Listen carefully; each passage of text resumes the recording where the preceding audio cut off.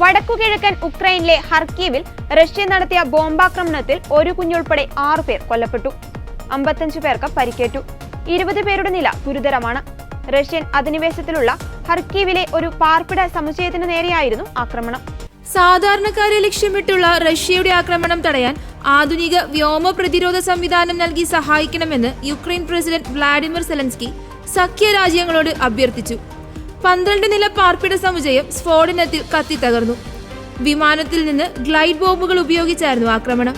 അതിനിടെ പാശ്ചാത്യ ശക്തികൾ യുക്രൈന് നൽകിയ അത്യാധുനിക അമേരിക്കൻ നിർമ്മിത F-16 യുദ്ധവിമാനങ്ങളിലൊന്ന് തകർത്തു. തിങ്കളാഴ്ച യുക്രൈനു നേർക്ക് റഷ്യ നടത്തിയ വൻ മിസൈൽ ഡ്രോൺ ആക്രമണത്തിലായിരുന്നു തകർച്ച. വിമാനത്തിന്റെ പൈലറ്റ് മരിച്ചു. റഷ്യ തൊടുത്ത 4 മിസൈലുകൾ ഈ പൈലറ്റ് വെടിവെച്ചിട്ടു. യുക്രൈൻ പക്ഷത്ത് ആദ്യമായാണ് F-16 വിമാനം തകരുന്നത്. കഴിഞ്ഞ മാസം അവസാനമാണ് ഈ വിമാനങ്ങൾ യുക്രൈന് ലഭിച്ചത്. ബെൽജിയം, ഡെൻമാർക്ക്, നെതർലാൻഡ് രാജ്യങ്ങൾ 65 F-16 വിമാനങ്ങൾ നൽകാമെന്നാണ് വാഗ്ദാനം ചെയ്തിരിക്കുന്നത്. ഇതിൽ 6 എണ്ണമാണ് കഴിഞ്ഞ മാസം യുക്രൈന് ലഭിച്ചത്.